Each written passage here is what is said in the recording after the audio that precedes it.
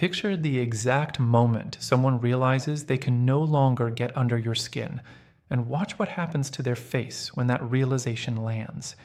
Confusion first, because the old buttons still exist, they just stopped working. Then something darker creeps in behind the confusion, something that looks uncomfortably close to jealousy. Not jealousy of another person necessarily, but jealousy of a version of you that no longer needs them the way they secretly hoped you always would. If you have ever wondered what it actually looks like from the outside when someone stops being able to destabilize you, this is exactly that moment, dissected slowly so you can recognize it the instant it happens to you, if it has not already. Let's begin with a truth that rarely gets said plainly enough. Becoming untouchable does not mean becoming cold, unfeeling, or emotionally shut down. It means reaching a state where someone else's inconsistency no longer determines your internal weather. This distinction matters enormously because so many people mistake untouchable for numb, when in reality the two states could not be more different. Numbness is the absence of feeling altogether, a kind of protective shutdown that avoids pain by avoiding depth entirely. Untouchable is something far more sophisticated. It is full feeling, full awareness, full presence, paired with an internal foundation so stable that outside behavior, however erratic, simply cannot shake it loose. Let's talk about why this particular state creates such intense confusion for someone with avoidant patterns. For as long as inconsistency has functioned as their primary relational strategy, whether consciously chosen or simply inherited from earlier wounds, that strategy has relied on a predictable outcome. Withdraw and watch anxiety appear on the other side. Distance and watch pursuit follow. This feedback loop has likely worked for them, in one form or another, across multiple relationships, reinforcing a belief, buried beneath conscious awareness, that emotional unavailability naturally produces increased devotion from whoever is on the receiving end. When that loop suddenly stops producing its expected result, when withdrawal no longer generates anxious pursuit, something genuinely destabilizing occurs for them. A disruption of the exact mechanism they have relied on without ever fully realizing they were relying on it. This disruption explains the confusion perfectly. They are not confused because you have changed dramatically in some obvious, visible way. They are confused because the machine they built their entire relational strategy around has quietly stopped functioning, and they cannot locate the malfunction because the malfunction exists entirely within you, in a place they have no access to and no ability to manipulate. Confusion in this context is simply the experience of a familiar mechanism failing to produce its expected output, with no clear explanation immediately available for why. Let's talk about jealousy now, because jealousy here operates differently than the more familiar jealousy of romantic rivals or attention directed elsewhere. This jealousy targets something more abstract, and in some ways more threatening: your relationship with yourself. Somewhere along the way, you built an internal stability that does not depend on their approval, their consistency, or their presence. This kind of self-possession is genuinely rare, genuinely difficult to achieve, and genuinely enviable, even to someone who might never consciously admit to envying it. Watching you move through interactions with calm, grounded presence, unaffected by attempts to destabilize you, creates a strange, uncomfortable awareness in them. An awareness that you possess something they themselves have never fully developed: the capacity to remain emotionally secure without depending on someone else's behavior to provide that security. This is worth sitting with, because it reframes the entire dynamic in an important way. Their jealousy is not about wanting you back in the conventional sense. It is about wanting access to the internal resource you have built, without having done any of the work required to build it themselves. This is precisely why proximity to your calm, stable presence can feel simultaneously threatening and magnetic to someone who has never developed that stability internally. They are drawn toward what you have, while also feeling deeply unsettled by the fact that they cannot access it through their usual methods of pursuit, withdrawal, or manipulation. Let's talk about the specific behaviors that tend to emerge once someone senses they can no longer affect you the way they once could. Often there is an escalation before there is acceptance, a period where old tactics intensify rather than disappear, almost like someone repeatedly pressing a button harder after it fails to produce the expected result the first several times. This might look like increased attempts at provocation, subtle digs designed to trigger a reaction, or alternatively, increased attempts at charm, sudden warmth designed to trigger the opposite reaction, anxious hope rather than anxious hurt. Both of these escalations serve the same underlying purpose, an attempt to reestablish the emotional leverage that has quietly disappeared. Recognizing this escalation for what it is protects you from being pulled back into old patterns during this transitional period. The provocation is not really about the specific comment or behavior being used to provoke you.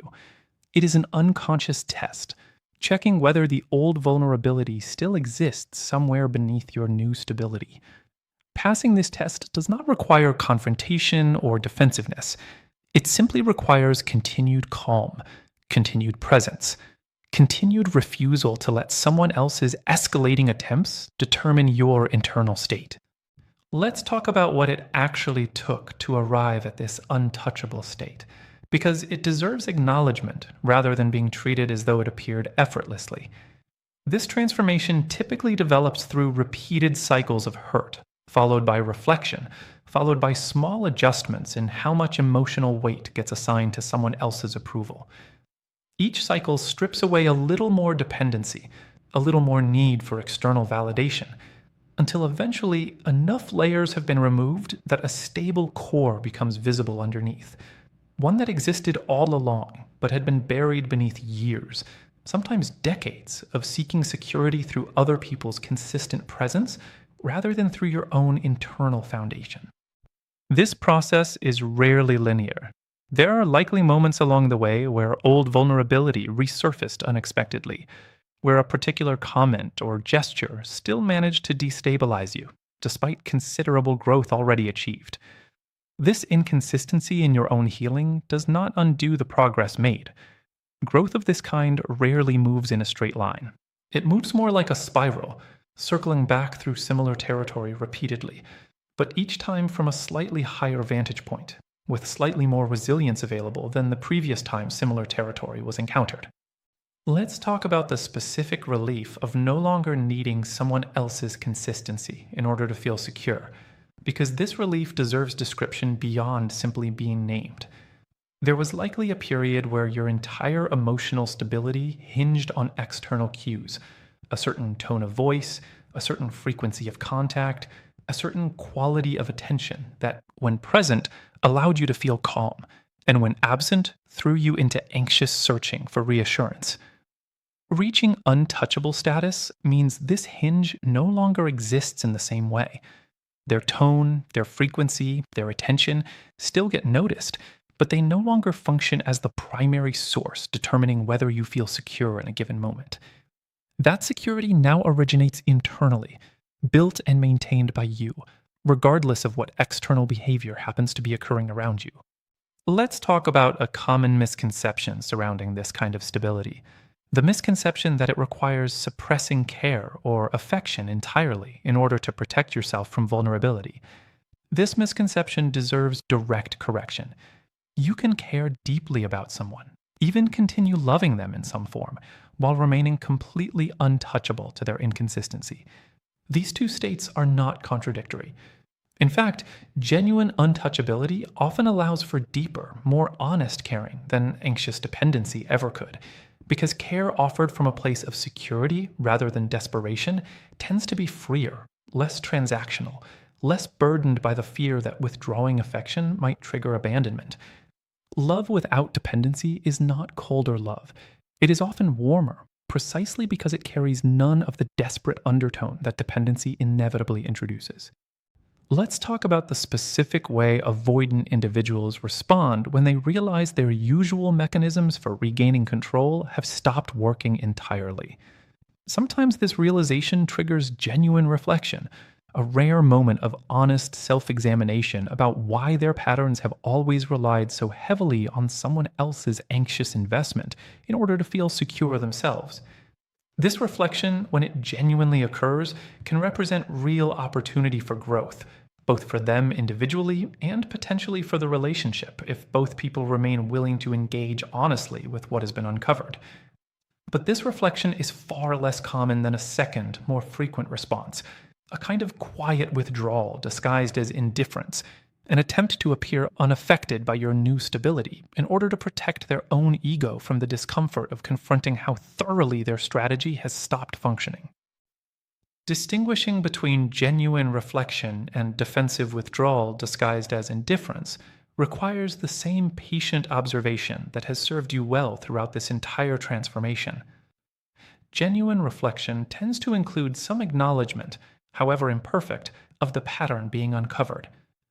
Defensive withdrawal tends to include increased distance, paired with subtle attempts to minimize the significance of your changed behavior. Comments suggesting you have become cold or difficult or somehow less loving than before, when in reality, what has actually changed is simply your willingness to remain destabilized by inconsistency that was never healthy in the first place. Let's talk about the specific temptation to explain your transformation to them, to articulate clearly everything you have learned, everything you now understand about their patterns, everything that led to this newfound stability. This temptation deserves careful examination, because explaining your growth to someone who has not done equivalent internal work often accomplishes very little beyond providing them with additional information they may use consciously or unconsciously to attempt recalibrating their approach toward triggering your old vulnerability once again. Your transformation does not require their understanding in order to remain valid or complete. It exists fully, regardless of whether they ever comprehend what has actually changed within you. Let's talk about what genuine untouchability protects you from specifically, because this protection extends into very concrete territory worth naming directly. It protects you from mistaking intermittent warmth for consistent commitment. It protects you from interpreting their confusion at your new stability as evidence that you have done something wrong, or that you owe them an explanation for changing.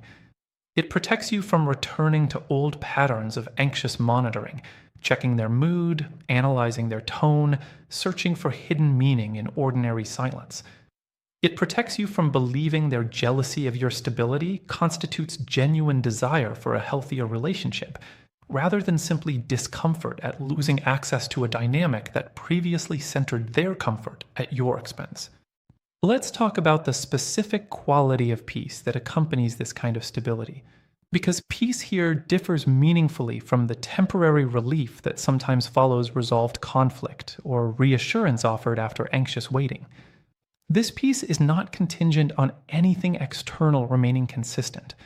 It persists regardless of whether they reach out, regardless of whether their tone shifts warmer or colder, regardless of whether the relationship itself continues, improves, or ends entirely.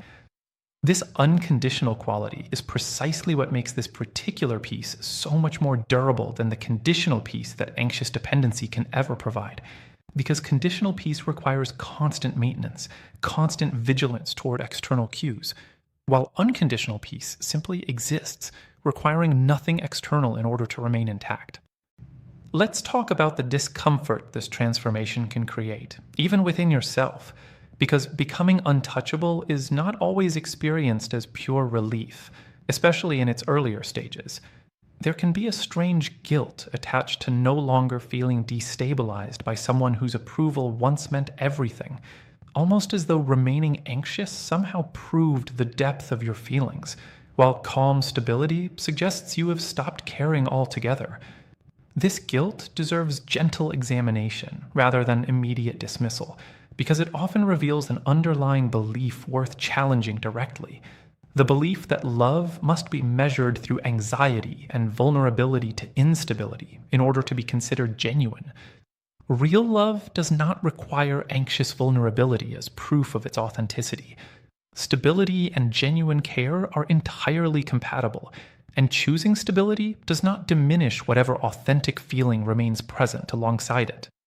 Let's talk about how this untouchable quality tends to affect other relationships too, not just the specific dynamic that prompted this transformation in the first place. Once internal stability has been built through direct experience, that stability tends to generalize, extending protection into friendships, family relationships, and future romantic connections as well. This means the growth achieved here was never really about this single relationship specifically. It represents a fundamental shift in how you relate to your own emotional security more broadly, a shift that will continue benefiting you long after this particular situation resolves itself, in whatever direction it eventually resolves.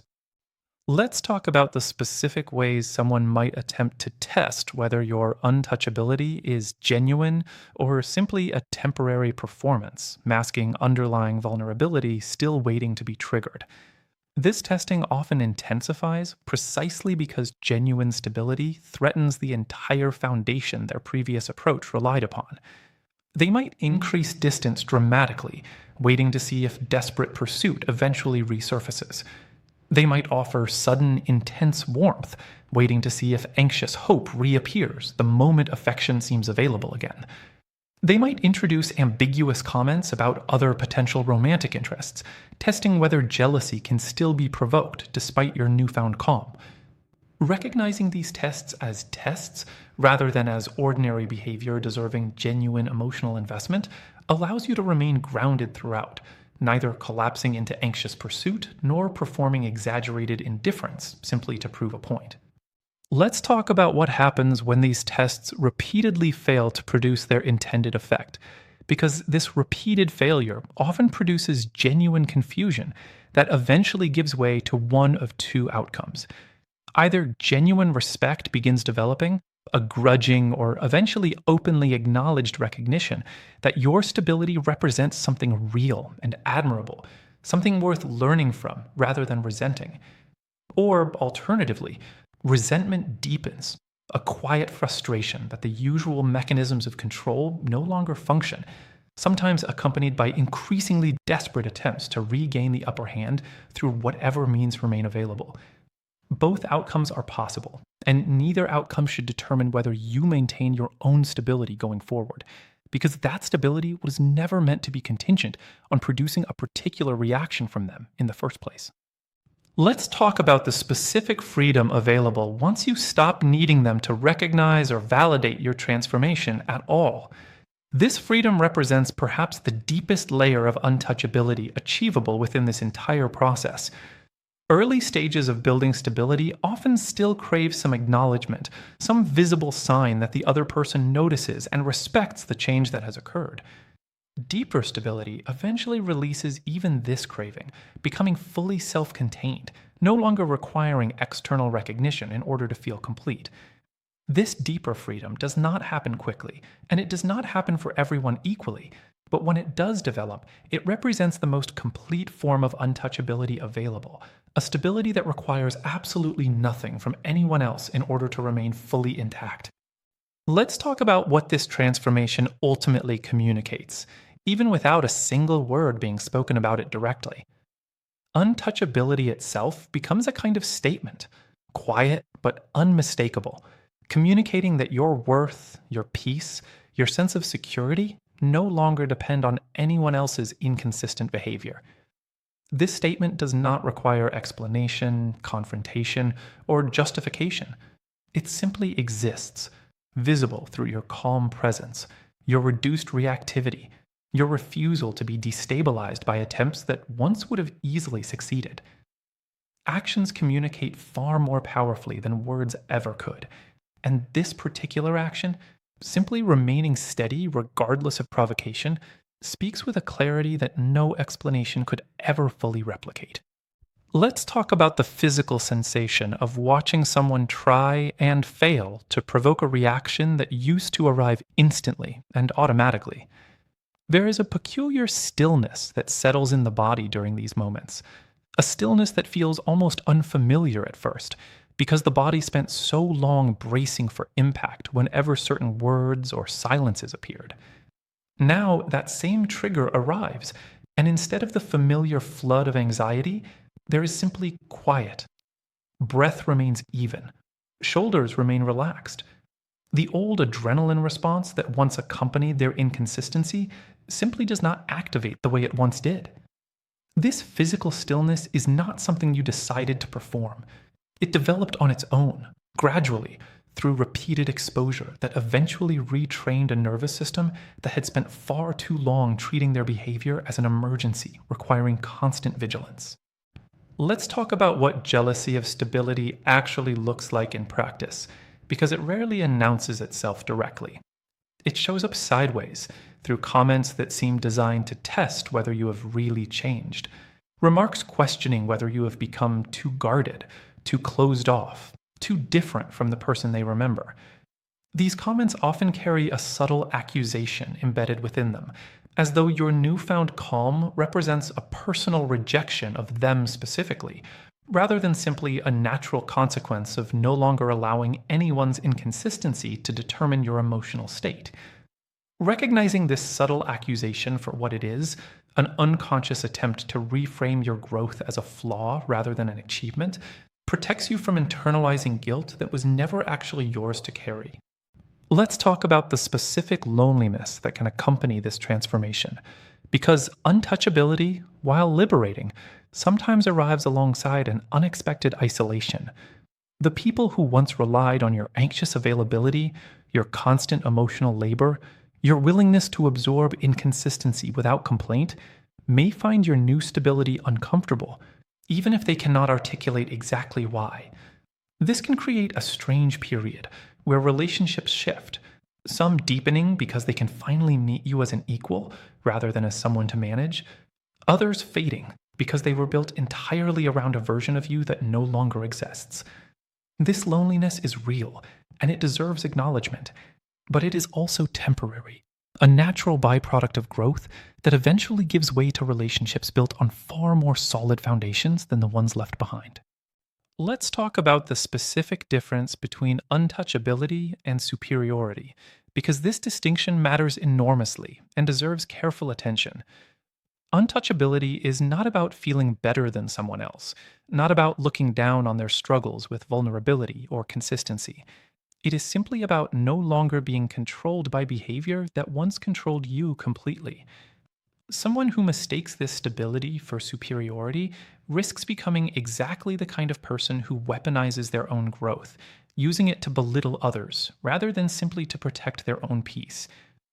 Genuine untouchability remains humble, aware that this stability was built through considerable pain, and aware that anyone, given the same wounds and the same patterns, might have taken far longer to arrive at this same place, or might still be struggling to arrive there at all. Let's talk about what happens internally when old fears attempt to resurface during this process, because even significant growth rarely eliminates fear entirely. There may still be moments, quieter and less frequent than before, where a familiar worry surfaces, a worry that perhaps this calm is fragile, perhaps the right combination of words or circumstances could still destabilize everything that has been built. This worry does not indicate failure. It indicates simply that growth, however substantial, rarely feels completely finished or permanently secure. The appropriate response to this worry is not panic, but gentle reassurance directed toward yourself, an acknowledgement that even if certain moments still carry some residual vulnerability, the overall trajectory remains firmly toward greater stability, not away from it. Let's talk about the specific way this transformation changes how compliments and criticism from them land differently than before. Previously, a compliment might have felt like validation, urgently needed, capable of erasing weeks of doubt in a single sentence. Criticism might have felt devastating, capable of undoing months of confidence in an instant. Now, both compliments and criticism tend to land more evenly, noticed, considered, but no longer capable of dramatically swinging your internal state in either direction. This even-keeled response is not indifference. It is simply evidence that your sense of worth no longer depends primarily on their assessment of you, whether that assessment happens to be generous or harsh in any given moment. Let's talk about what it means to witness someone's jealousy without needing to soothe it, because this particular restraint requires considerable discipline, especially for anyone accustomed to managing other people's emotional discomfort as an automatic reflex. There may be a strong pull to reassure them, to explain that your calm does not mean you have stopped caring, to soften your stability in order to make them feel more comfortable around it. Resisting this pull matters enormously, because soothing their jealousy at the expense of your own hard-won stability would simply re-establish the same imbalance that existed before, where their emotional comfort took priority over your own internal peace.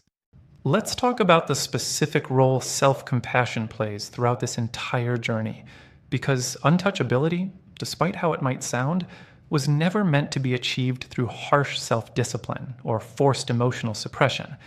It develops most sustainably through gentle, repeated self-compassion, through treating your own earlier anxiety and vulnerability with kindness rather than embarrassment, through recognizing that every stage of this process, including the painful, anxious stages that preceded this current stability, represented an understandable response to genuinely confusing and difficult circumstances.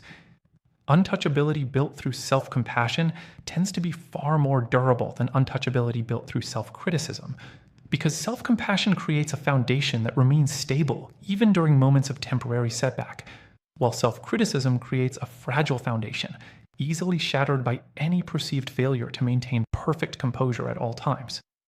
Let's talk about what genuine respect from someone else eventually looks like, if it develops at all, once your stability has been consistently demonstrated over meaningful time. Genuine respect involves a shift in how they engage with you, a newfound carefulness with their words, a reduced tendency toward provocation or manipulation, an increased willingness to communicate directly rather than relying on ambiguity or inconsistency to maintain control. This shift, when it occurs, often develops slowly, sometimes accompanied by visible discomfort as they adjust to relating to you without their previous tools of influence. This discomfort on their part is not something you need to fix or accelerate. It is simply the natural process of someone learning, often for the first time, how to relate to another person without relying on that person's anxiety as the primary mechanism holding the relationship together. Let's talk about what happens if genuine respect never fully develops, because this outcome deserves honest acknowledgement rather than being avoided out of discomfort. Some people, despite witnessing considerable stability and consistency from you over extended time, remain unable or unwilling to adjust their own patterns accordingly. In these situations, their continued jealousy or confusion becomes simply a permanent feature of the dynamic, something you observe with calm acceptance, rather than something you continue hoping will eventually transform into something healthier.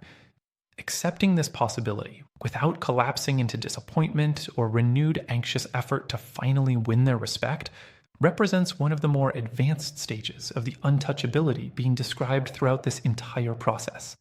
Let's talk about the quiet satisfaction that sometimes accompanies this transformation. Satisfaction that deserves acknowledgement without guilt attached to it. There is nothing wrong with feeling a certain calm satisfaction at no longer being destabilized by someone who once held enormous power over your emotional state. This satisfaction is not vindictive. It is not about celebrating their discomfort or delighting in their confusion. It is simply the natural, healthy pleasure that accompanies genuine growth. The pleasure of recognizing your own strength clearly, without minimizing it out of misplaced humility or excessive concern for how that strength might be perceived by someone who has not yet developed similar resilience themselves. Let's talk about what maintaining this untouchable stability requires on an ongoing basis, because stability of this kind, while durable, still benefits from continued attention rather than being treated as a permanent, effortless state requiring no further care. This might look like continuing to notice when old patterns of anxious monitoring attempt to resurface, gently redirecting attention back toward internal stability rather than external cues. It might look like maintaining supportive relationships and practices that reinforce your own sense of security independent of any single person's behavior. It might simply look like periodically checking in honestly with yourself about whether recent interactions have left you feeling grounded or destabilized, using that honest assessment to guide how much continued investment remains reasonable within this particular dynamic. Let's talk about the specific power available to you now that simply did not exist during earlier, more anxious stages of this relationship. This power is not about controlling their behavior or forcing them into growth they are not ready for. It is the power of choice, genuine choice, available now in a way it never was before, when anxiety made staying feel like the only option, regardless of how the relationship actually treated you. Now, staying or leaving both remain genuinely available options, evaluated calmly based on actual evidence, rather than driven by desperate fear of abandonment. This genuine freedom to choose, rather than feeling trapped by anxious need, represents perhaps the most valuable outcome of everything described throughout this entire process. Let's talk about what this transformation means for your capacity to recognize healthy relationships more clearly going forward, because untouchability sharpens perception considerably. Relationships that once might have felt exciting specifically because of their unpredictability now register differently, recognized more accurately as unstable rather than mistakenly interpreted as passionate. Relationships offering genuine, boring, wonderful consistency now register as valuable rather than being dismissed as uninteresting, simply because they lack the anxious intensity previously mistaken for depth. This recalibrated perception protects you from repeating similar patterns in future relationships, allowing genuine health and stability to finally register as attractive, rather than continuing to mistake chaos for chemistry.